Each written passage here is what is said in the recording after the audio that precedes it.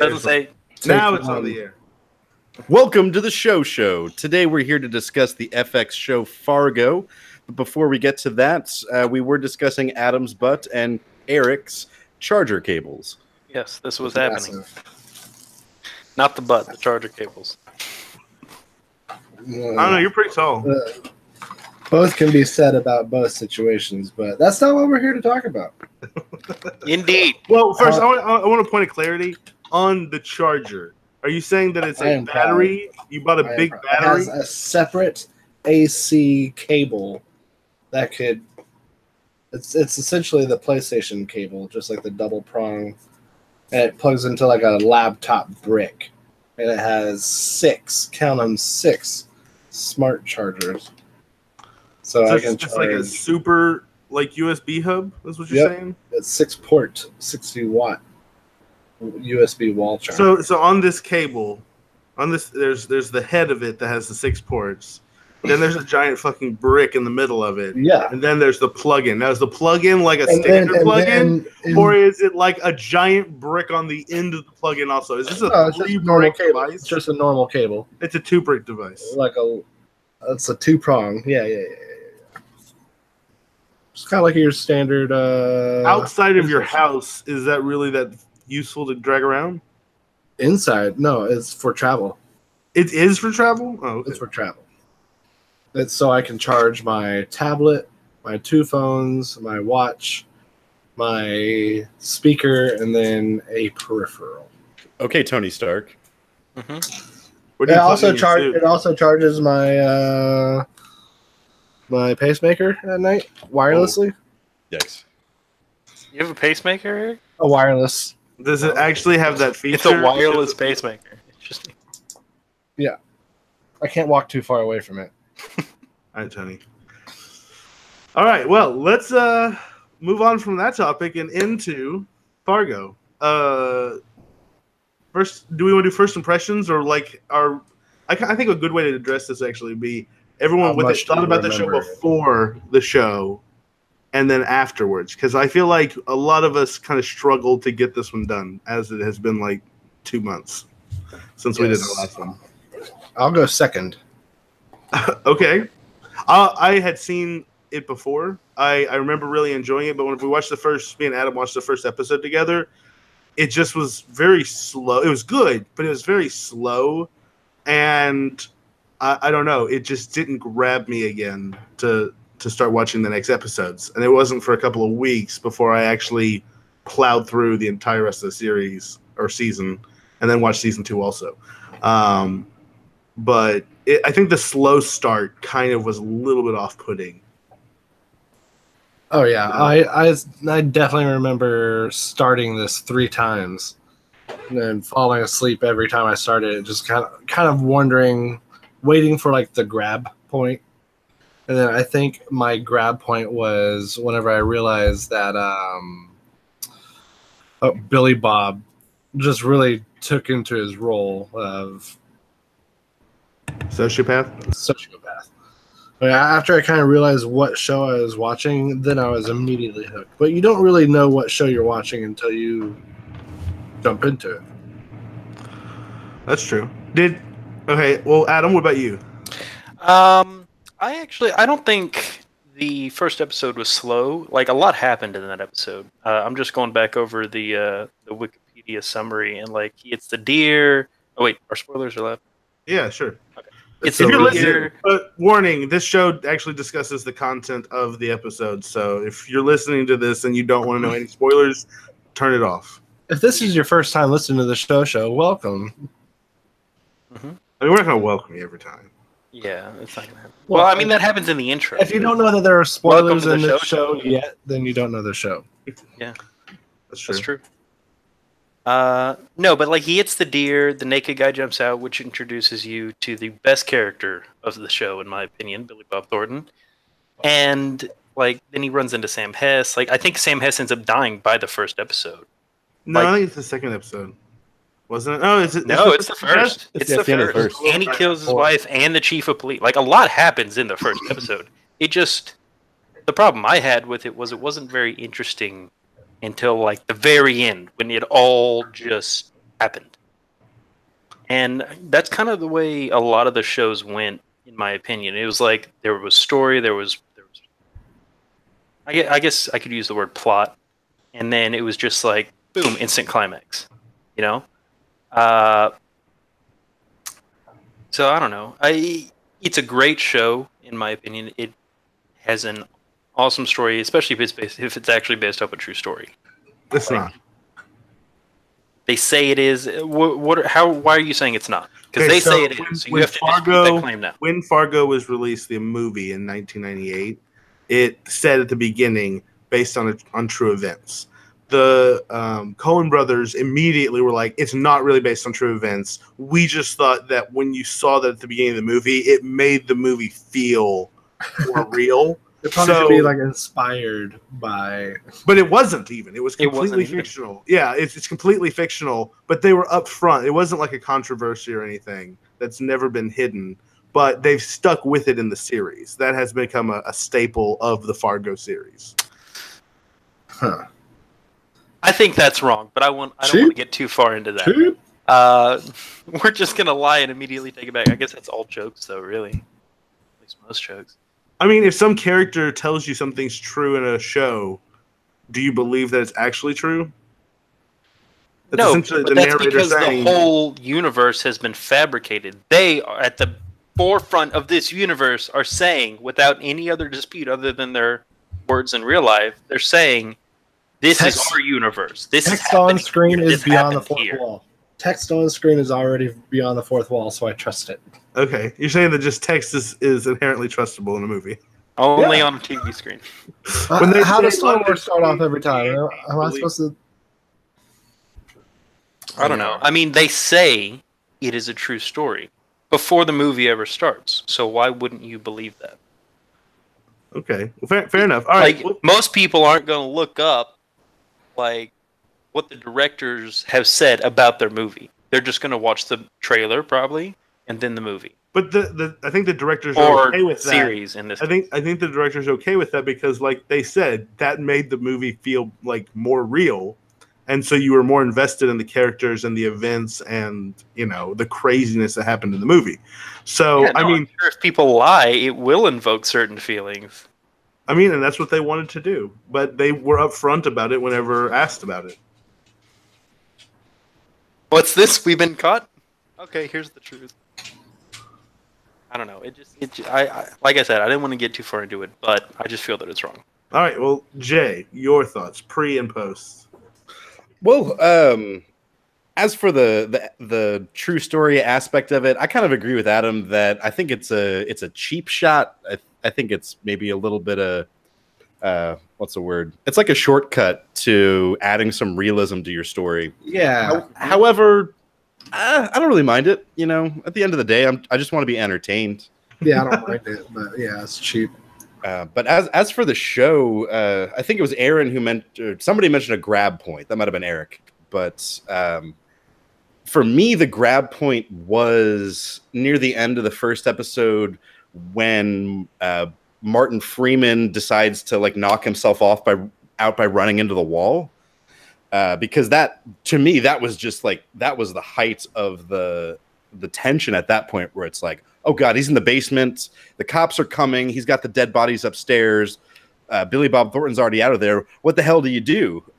And I was sold at that point. Mouse Man had to put himself out. See, but that's where it really shows he's a sociopath, right? Like he is completely willing to fully black out. I'm sorry for interrupting, by the way. He's fully willing to black out and just. Well, isn't that fight or flight? Oh yeah. Like it's survival. He's like, I've killed my wife. The cops are coming. What do I do? I know that I didn't kill the police, chief. It was the other guy. He had my gun. Knocked myself out. I think that the genius writing in that was the bullet in his hand. Mm-hmm. Like that was, and it tortured him because he didn't get dealt with at the hospital. And oh God, his hand was disgusting at times. Like whenever he was digging in it and shit. Ugh. Yeah.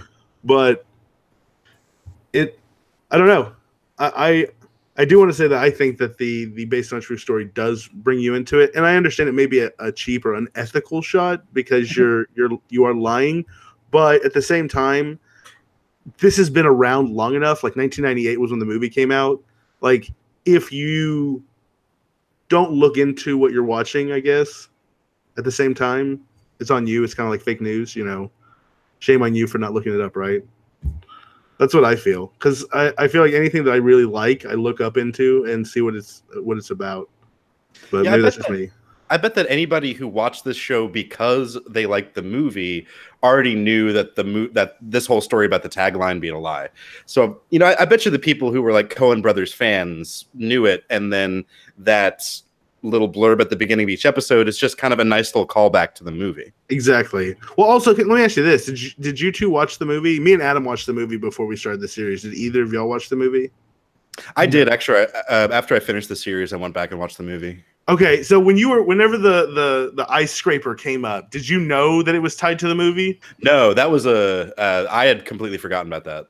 Yeah, that was. I thought that was a great tie-in. That like whenever it started off, it felt like they were kind of retelling the same story a different way. But like the guy in the trunk and everything. Yeah, but it wasn't connected to the movie. But whenever they directly connected it to the movie, that really for me was a great moment, because I thought that was. It was a great homage to the movie, tying it all the way back to it. And now the entire series going forward is tied to the movie. Because the second season has to do with... Hold on. What? We're not talking about the series.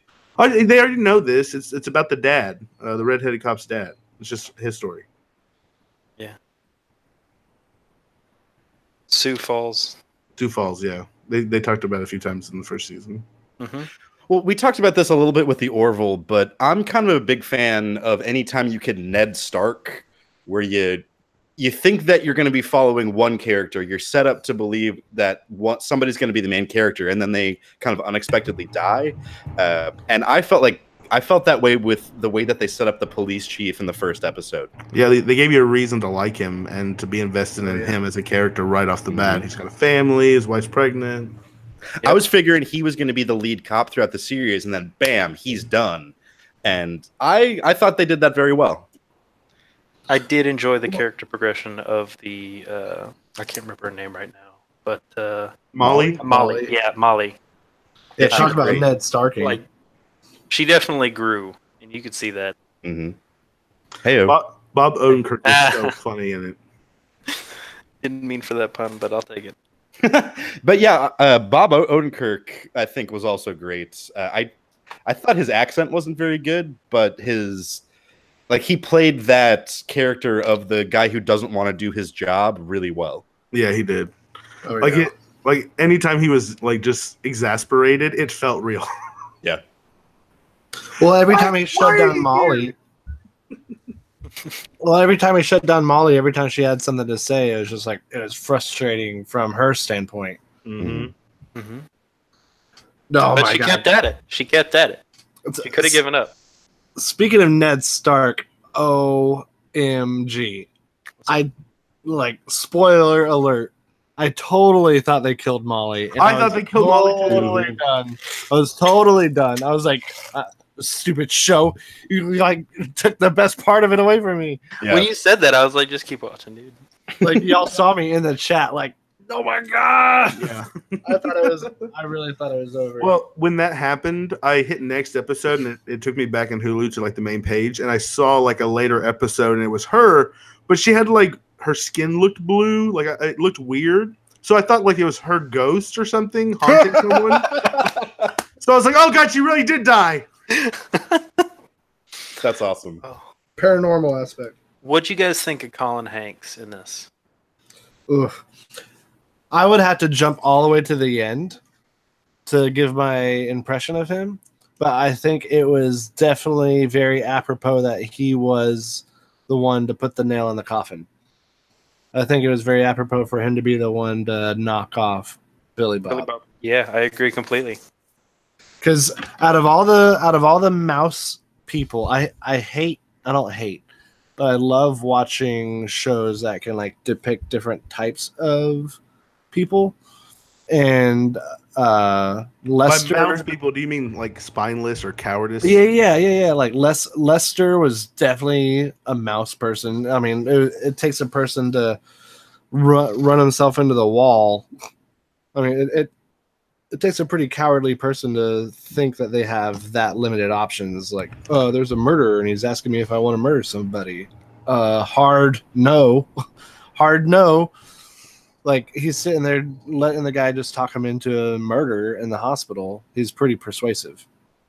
But Yeah, but his character's all throughout the entire series. But like you saw, like his briefcase of tapes. Like this is what he does. I think. Like he gets people to do terrible things. Oh, like, yeah. he's kind of like Billy a Bob Charles found- Manson kind of guy.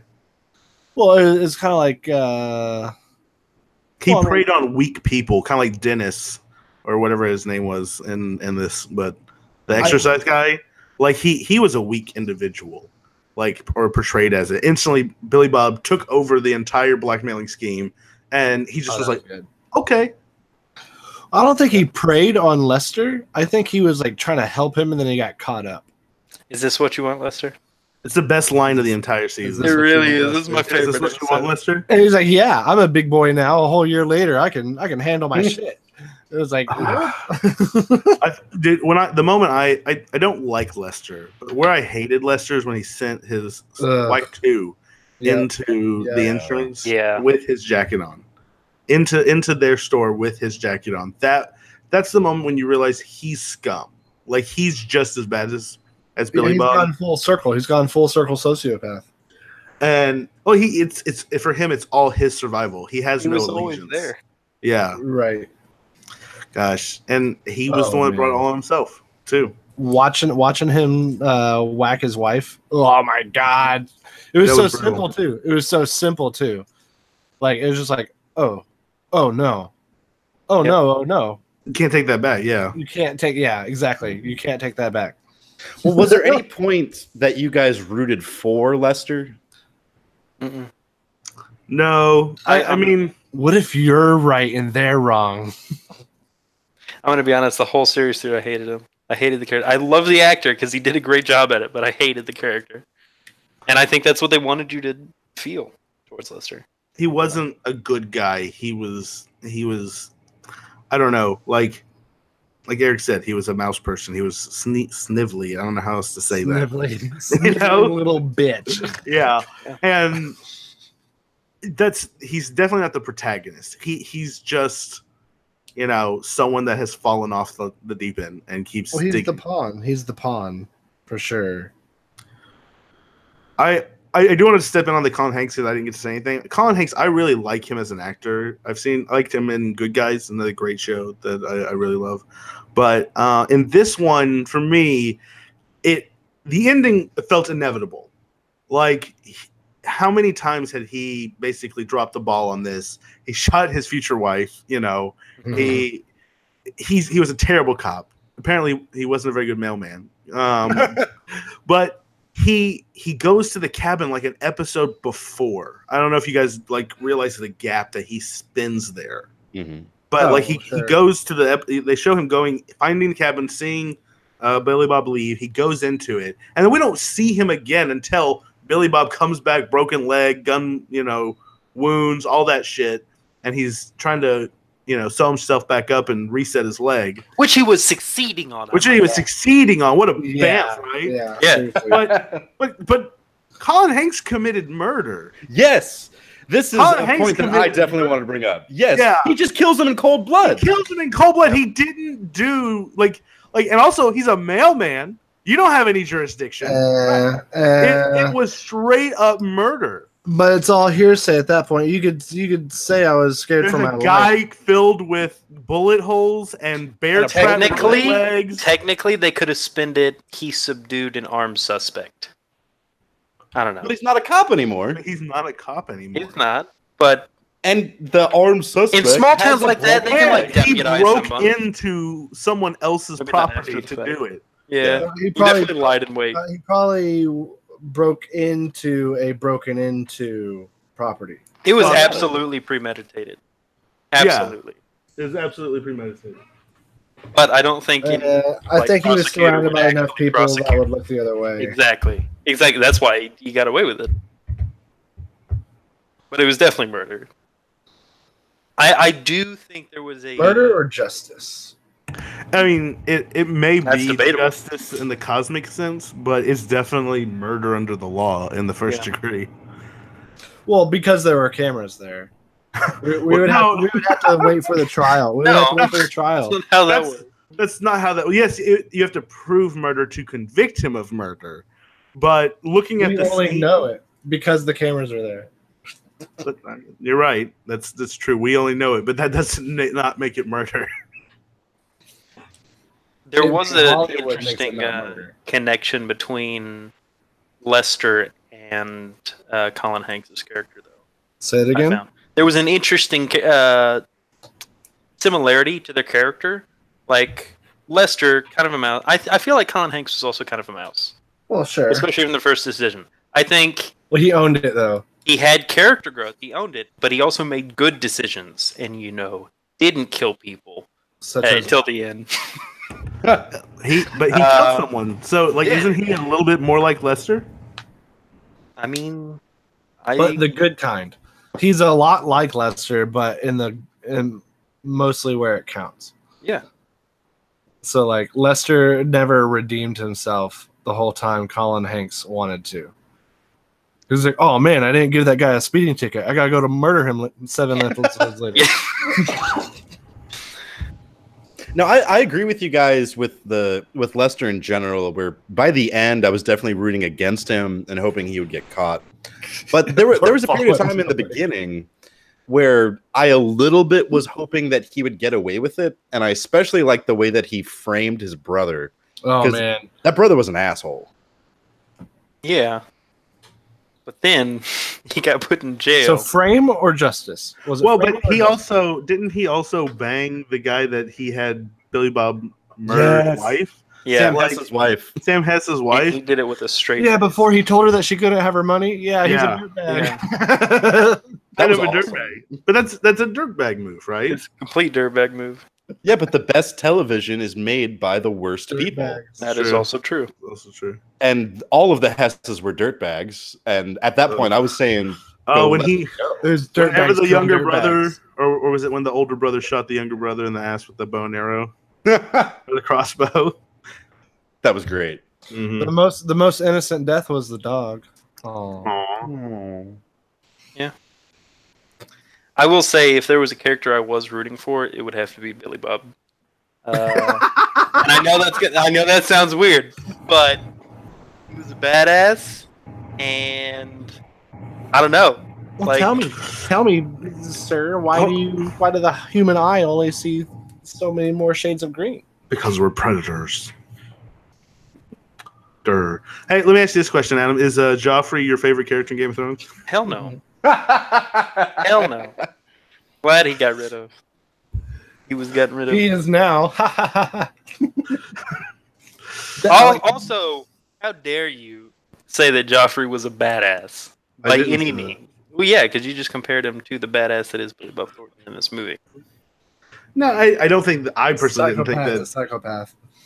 I didn't think that Billy Bob was likable per se. I thought that he was very talented at his chosen profession. Agree. But I do think that one of the things that I just feel like Molly did a really good job too. I feel like her acting throughout the actress that played Molly was really, really well done Yeah, absolutely. throughout the entire thing. Like she played that determined, inquisitive, thinking, cop that's trying to do her job, trying to do the right thing. It And legitimately felt like a small town. yeah, it legitimately felt like a small town. Like she was getting overridden by the good old boy system. That's Lester. I went to high school with him. He loved his wife. You don't know him like we know him. Yeah. When she was right all along. Which is right All along. along. Mhm.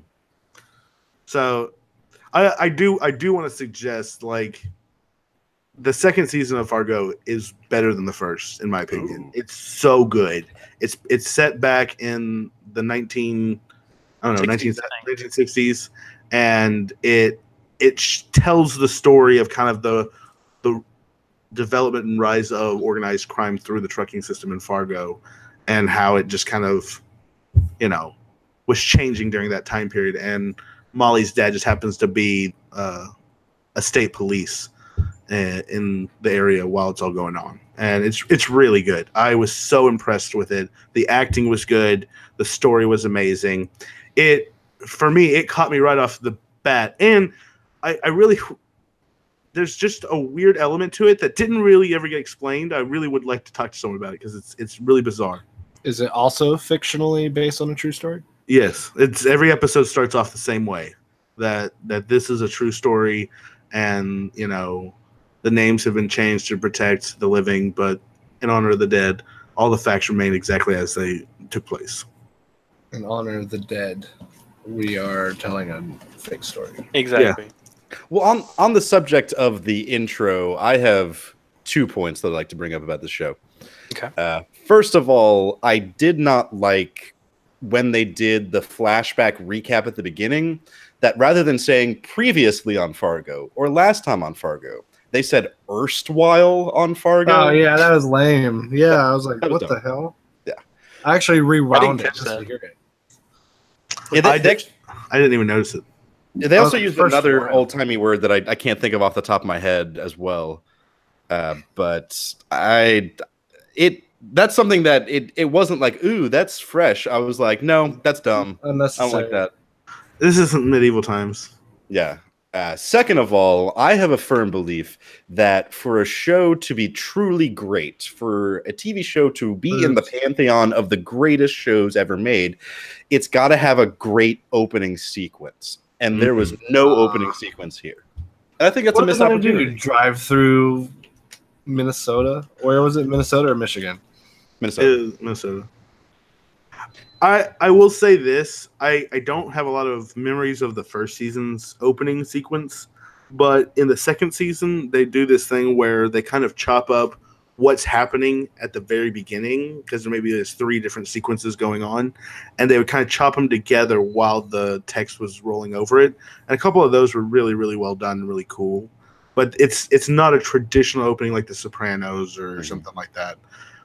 So I can see that being a valid criticism if you think a show has to have that kind of intro.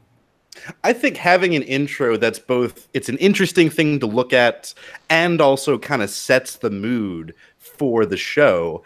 I think that's maybe it's not a requirement of a great show, but it's a hallmark. Like, for example, Breaking Bad's intro is like, what, 5 seconds? But it nails the tone of that show. It does. Oh, sure. But in that regard, isn't the based on a true story the intro then? Yeah. Well, no, because the Breaking Bad is just Breaking Bad. This one, it's the based Oh, on true it story kind play the music of every episode. Well, it kind of is the intro because it's setting the tone for Criminal Files. Ooh, you're watching A crime drama. a crime. Yeah, you're watching some. What do they call unclassified files? Like, ooh. I don't think it's a want more. traditional intro as in like The Sopranos where the song plays and there's like footage that's showed every single time, or like Futurama, where they shows them flying through the city and everything. But I know I appreciate those. I like those. But the shows where they change it up every time, I tend to enjoy the intros more than the shows that it's static. And eventually, outside of maybe a few shows that I really, really like, I kind of stop watching the intro after a while. Like Arthur, classic good intro. Are you talking about like the aardvark? Hey, That's where my mind went. walking down the street. Come on, everyone knows that. I don't remember. I didn't watch Arthur. what? I didn't watch Arthur or whatever. Well, guess what we're doing next month? Season 1. Watching Arthur, our next animated series, not from Japan, from the hot streets of PBS. Hey, it's been a while. That'd be nice.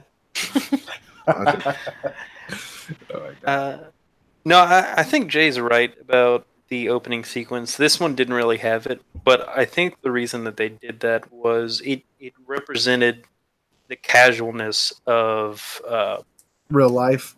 Lester's life. And then by the end of the show, 4 people were dead. One of them he killed, one whom he had killed, one was killed in front of him, and then wait, what was the last one? Was there only 3? Lester, he had 3 people killed in front of him in the elevator. Oh yeah. Oh, but that's by the end. I'm talking about the first episode. No, that's true. Like it's like super casual. There's the cop, his wife, Sam Hess. Yeah, it was only 3. Oh, I got a question. What did you guys think of the Greek restaurant guy, or not restaurant, the grocery store owner that was being scammed by Billy Bob Thornton, like, and him using all the biblical metaphors to mess with him since he was religious? I don't remember this. Damn. So, like, The guy he was blackmailing, the supermarket king. The supermarket king. Oliver Platt. The plagues? I thought that was, like, again, just a tribute to his badassery of a character. Like, but it was genius to spike his water with adrenaline or whatever it was, Adderall. No, he spiked his pain medication. His whole prescription. He switched his whole prescription. Which was genius. Well, throughout that whole scenario, he wasn't thinking straight. Side note, because we have not talked about the Grease King, which is a really good Part of the story. That drug dealer, come on. What drug dealer has that good of a setup? Oh, the van guy? The van, I mean... He had, like, guns, drugs, a zombie. It was a clean house. It was like a medical van clean room setup. It was loud. It was loud. Well, apparently he delivered. Apparently. All the good ones do. So they say. I imagine. I've heard on the reviews of Denver. Yeah, I've read some Yelp reviews. Why are you reading Yelp reviews on arms dealers? Arms dealers. Weed maps. Oh, okay. Now, I was a little disappointed in the limited role that Key and Peele played. Oh, did not expect them to die. He was so sad. Is this a dream? Is this a dream? Yeah, he's having an existential moment. They were like terrible FBI agents. They were not good. When he walked by them and killed everyone in that building, and they're fucking eating like macadamia nuts or whatever, and just like shooting the shit. Like, that entire sequence is so fucking funny. Well, then they got put on like the filing room, and it was like the classic story of like they fucked their whole career, and they're trying to like redeem themselves. Well, how long were they in the filing room? It was more than a year. More than a year because she had. It was past the time jump. Yeah. Well, how long was it between Lester not knowing? I think it was more than a year. I think it was 10 years. Well, what was it wasn't 10 years. No, it was a solid year. It was like a year later. It was 1 year. Yeah. No, from Lester being like the salesman of the year, from being from murder of the year to salesman of the year, it was only like 16 months. Yeah. Mm-hmm. Which I thought was really weird. It was like, okay, he just grew some big kahunas for I don't know. He murdered his wife and got away with it. That's going to give you some confidence. Well, his bitch wife too. I married the wrong. What's his last name? Nygaard. Nygaard. I'm Nygaard. And he's like,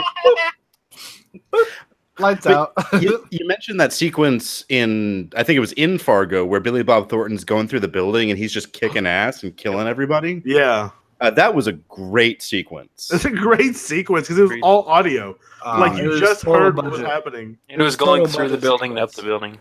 It was a great shot. It was great directing. Absolutely.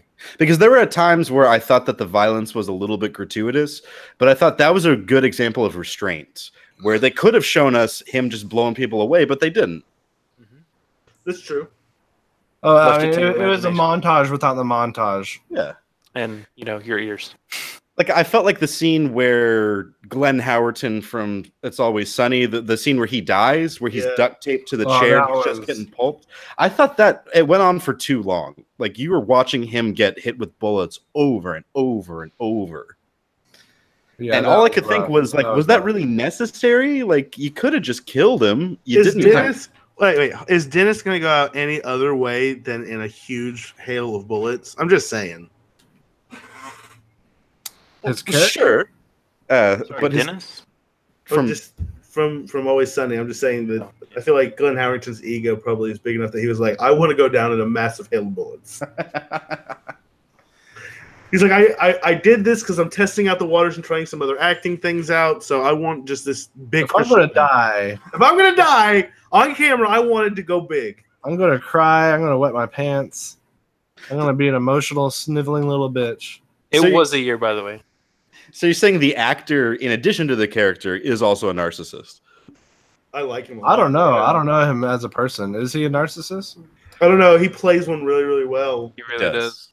Like, there's a reason why they cast Michael Cera as the awkward guy. It's possible. How would Michael Cera feel if he were here right now hearing you say that? Let's invite him on the show. Michael Cera, great to have you. Thanks for calling in. I don't even think he would. He'd be like, well, he has a point. It's. I mean, if you've seen my last few movies, but it's. I feel like that's how he would respond. What was that one movie you played in? Well, that one movie? I don't know, Adam. Which one was it? I don't know. It's like Los Angeles in the apocalypse. Titanic? Nope. The end is here. Not it. The ending is here. Yeah, he was a dick in that one. Yeah, he was. Wait, are you talking about This Is the End? Yes. Yes. There we go. What were we saying? I don't even remember. But do you guys remember that one episode that ended with the rain of fish? Yes. Yeah, they never said how that happened. They did. Yeah, they In did. the next episode, they showed a newscast where they were like, it was a water spout from a storm, picked it up from the lake, and then just scattered it. It's a freak accident that happens every once in a while. But they didn't explain it within the episode where it happened. And I was completely floored. I was like, what? Fish? I thought he just got like a wood chipper or something, but they never showed him organizing that. No. It says in the next episode it's a tornado, a water spout on top of a lake. Well, that's what the news would have reported it as, but like I thought, No, he just benefited from it. He did not cause it. He did not Because they were falling from the sky. Like, there's no way you can fake that. Well, that's what I was saying. Like wood chipper, it had to be like a wood chipper, or like he got some sort of. Is he driving down the road with them? Is he dropping them? Coordinated launching these fish at this car as they're driving down the road? The only feasible way I could see them mimicking this situation would be to rent a helicopter, get a bucket, fill it with fish, drive over the specific car that you're wanting to dump it on, and then at a very high altitude, just drop the load. You're assuming that it's going to drop straight down. And you're assuming you can easily achieve this without aerial equipment. I don't think that at the amount of fish, at the spread of where it happened from them driving at 60 some odd miles an hour down the road, that you could do that with a wood chipper. I do think that you could probably throw a bunch of fish, but not rain over that's a period of why time. I was confused, because I thought they were claiming that he had coordinated it. I'm like, I never saw the coordination. No, he didn't. It was just a coincidence. But it played well for his religious attack. But it was in episode 2, right? No, it's like episode 4 or 6 5. or 7. Somewhere. 7. But speaking of the wood chipper, I was the entire time expecting the wood chipper to make an appearance. From the movie? Yeah. And did I miss it? Like, No. So there was no wood chipper in the show. There was no wood chipper in the show. No. That's a missed opportunity, I think. Yeah. Well, they didn't want it to be a copy. Like, Since they tied it, since they change all the actually facts. tied it to the movie through the scraper or whatever. Eric, since you didn't see the movie, in the movie there's some money that's buried and an ice scraper is placed on top of it. In that scene where the grocery guy is young and he finds the money, he finds it underneath an ice scraper on the side of the road when they break down. That's the money from the movie that it's all about. So. Well, I gathered that because I was like the money that he was like super suspicious. He returned the same briefcase too. Yeah, he returned the same briefcase. He went and buried it again. Oh man. So what was funny is like he never knew. Did he ever know whose money it was? No, he just found it. But he's just paranoid for life. Yeah, he just thought it was God helped him out, and then God was coming against him for not being, good enough. good enough, I guess. I felt bad for his son. Oh yeah. I'm going to be honest. I'm forgetting this character you're We talking lost about. Jay. Who dug up the briefcase in the show? The king, the Grease king.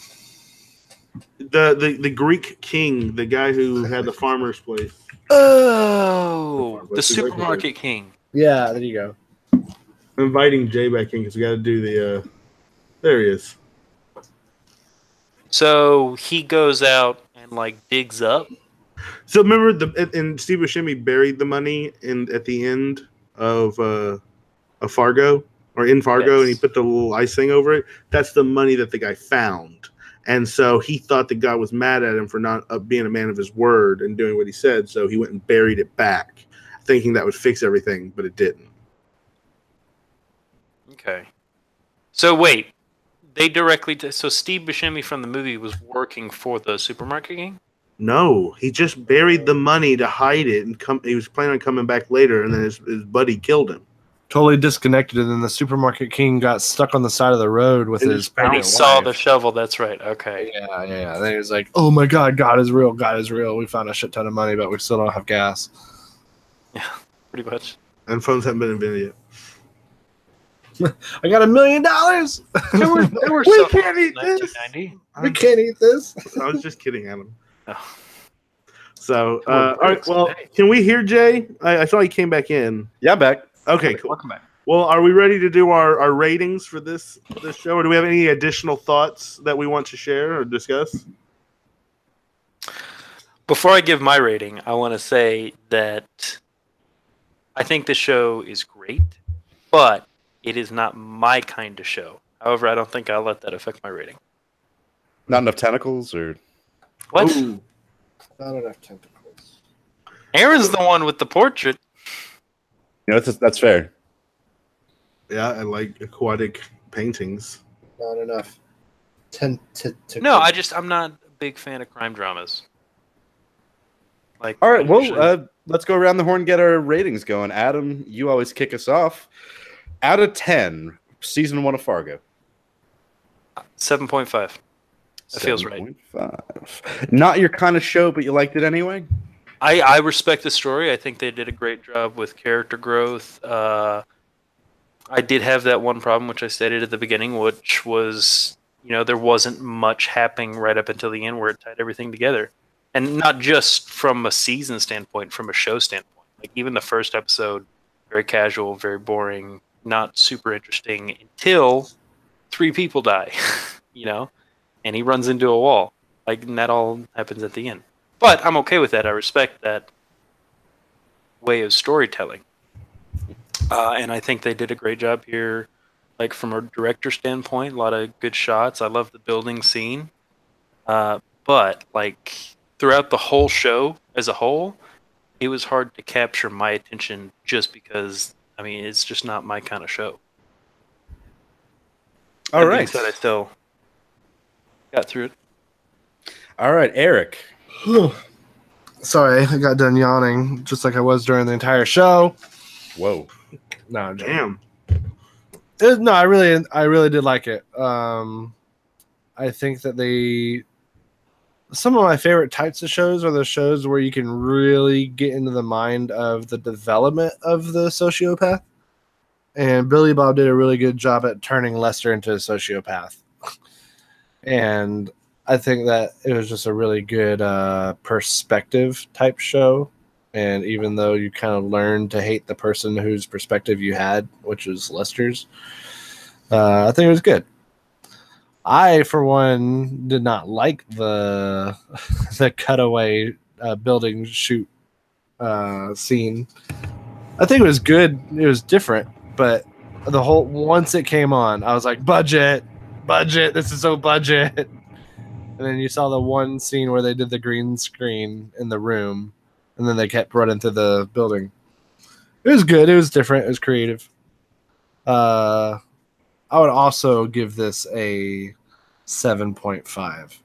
I think it was a really solid show. Kind of left a lot to flash and dash, but it was solid. Fair enough. Jay, what do you think?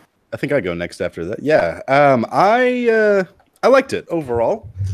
I think it was well written. I think that they did a good job of making it unique because just the whole setting of it being whiteout snow all the time, you just don't see that on TV very much. So I thought that was a fresh setting. That was a good story. I thought the acting was great. We called out the actress who played Molly earlier. I thought she was particularly good. Mm-hmm. I thought the casting all around was fantastic. It's a group of great actors. I think at the end of the day, I'll give it an even 8. Nice. Very nice. Very nice.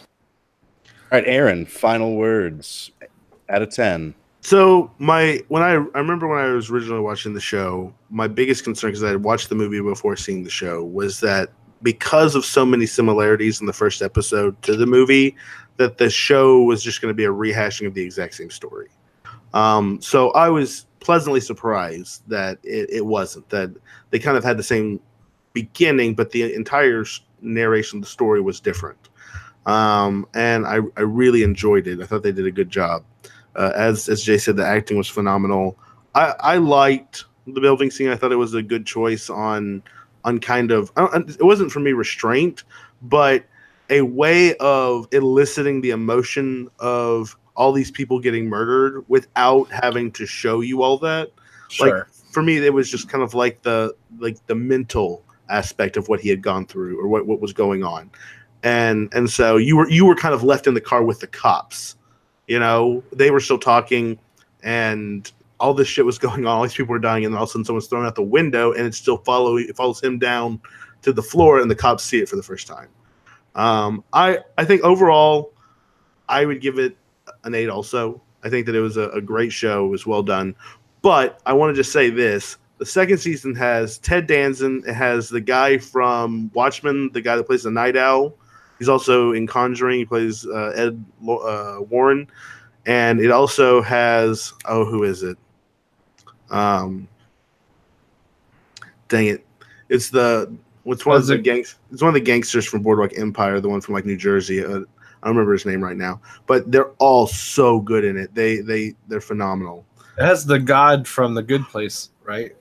Yes, Ted, not the god. It has Ted Danson from The Good Place, and it has Michael. It has Bruce Campbell playing Ronald Reagan, and it has the guy from Burn Notice playing one of the main like gangsters. Is he not the god of Good Place?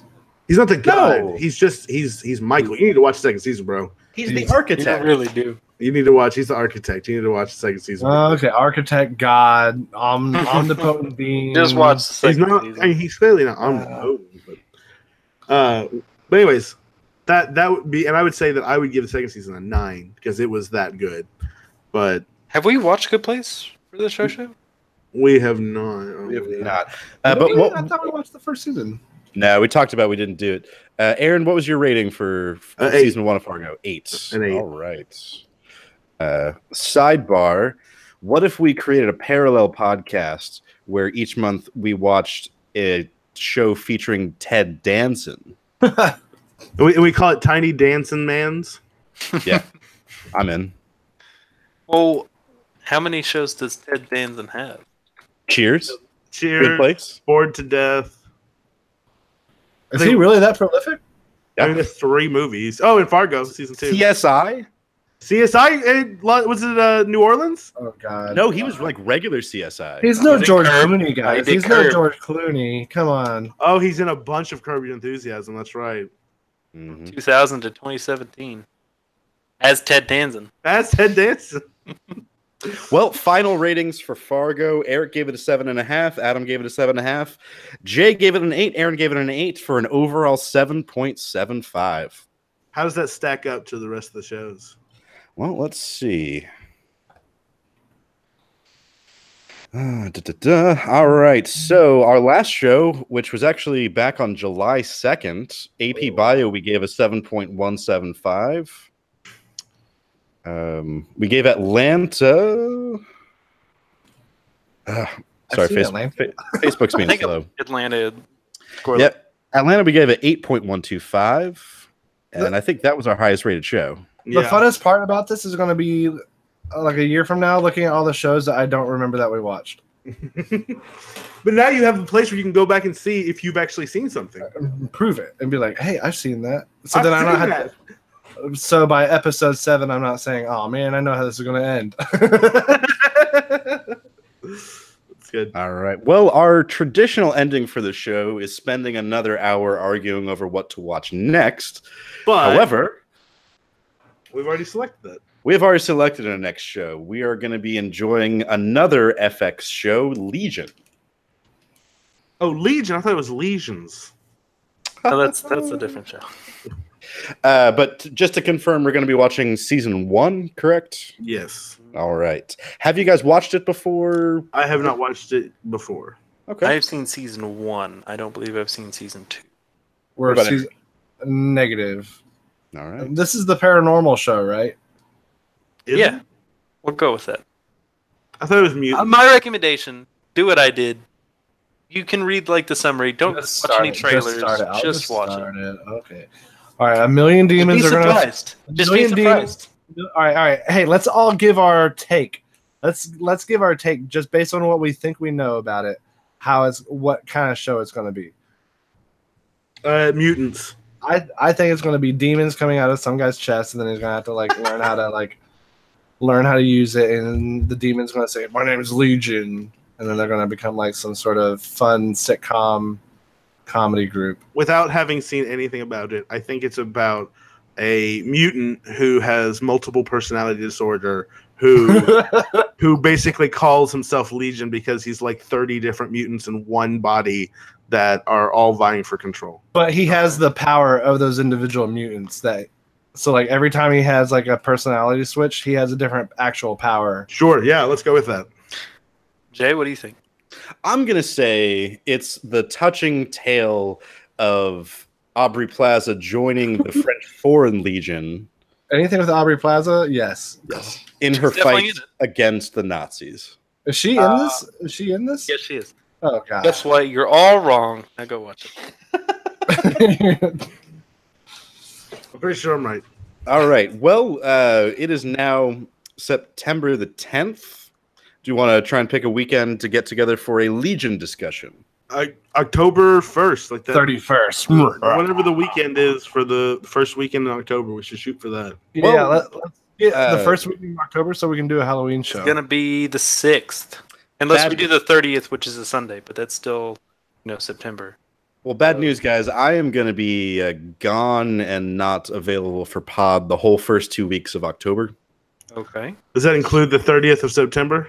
Yes, I'm leaving on the 29th, and I'm returning on Sunday the 14th. We can do a stagger show again, and just whenever you get back, we can do the pod, and then just pick the next show for October at the beginning of October. Okay. Well, I don't think that we have to be on the air, and also, as you pointed out, it eliminates the 2 hours of arguing. But we can go ahead and put on the pod, the Facebook channel. Maybe our suggestions for the next show, and we can all just vote on one. Everyone do it. Yeah, I want to try to hit just because October's coming up, we might as well hit a theme. Let's hit like a horror show for October. And do you think we could do this? Do you think we could do Legion before the end of September? Well, it's only 8 episodes. It's only 8 episodes. So if you can commit to knocking out 8 episodes before you go, say the 24th. The shortest is 44 minutes. The longest is 68. I mean, that's 2 weeks from today. Oh, I can be done. Shows. I can be done. What horror shows are you thinking of, Eric? I'm just curious. I don't know. What if we watched all of the Disney Channel original films Halloween Town back to back? What if we watch Buffy? Not Buffy. Once is enough. Sabrina the Teenage Witch. I fucking love Sabrina. Actually, you say that, but there's a new Sabrina show coming out on Netflix. Isn't it her too? It's starring the little Draper from Mad Men, but it's supposed to be dark as fuck. Can I just say this? In the spirit of Sabrina Teenage Witch, we could also watch Melissa and Joey, which is a really terrible sitcom. Okay, here's which has Melissa Joan Hart and Joey. Oh, what's his name? Oh, damn it. Fatone. Are you saying horror just as in like horror for us to watch? No. Horror. Maybe. Horror. No, horror. Let's watch horrors. Like something spooky for Halloween. Game of Thrones? Something spooky. No, something spooky for Halloween. Like, are you talking like American The Horror best Story? Oh man, see, The first season of American Horror Story is phenomenal. It's very well done. However, they're all what's the word? Like allegorical? No, They're anthologies, just like they're anthologies. So you can pick any season. You can pick any season, so we could totally do an American Horror Story and make that a thing every year. We do an American Horror Story. That'd be kind of cool. There's 6 years of content right there for October. Mm-hmm. Let's do it. Let's There's start also with one something like Bates Motel. Oh, that's a good point. Or Hannibal. Hannibal, yeah. I see we're looking at the same list. I'm just going from memory. There's Grimm. Have you guys seen Grimm? It's not really scary, but it is a good show. There's a lot of seasons, though. I'm also going to just say Ash vs. Evil Dead is phenomenal. Agreed. Well, There's Fringe. We did just pat ourselves on the back for not arguing about the next show. This is 2 months away. It doesn't count. Yeah, we're not arguing with that. This is bonus content. This is for the subscribers. We're going to put this behind the paywall. This is on the paywall. Link down below to our Patreon. Okay. It goes directly to my car payment. I think it's funny because there's like podcasts that don't even have like 2 listens, so it's clear that not even all of us have listened to the podcast. I mean, I've already listened to it once. I was there. Why do I have to listen to it? All right. Well, at least can we agree on Legion discussion 2 weeks from today? Yes, I can do Monday. All right. Most satanic TV show we've reviewed today. Todd versus the Book of Pure Evil. That's also a good one. It's a great one. It's Again, very Scooby-Doo-ish. For October. All right, let's go. Salutations. Signing off. Sayonara and spook you next time. I mean, damn it. That's like a month away.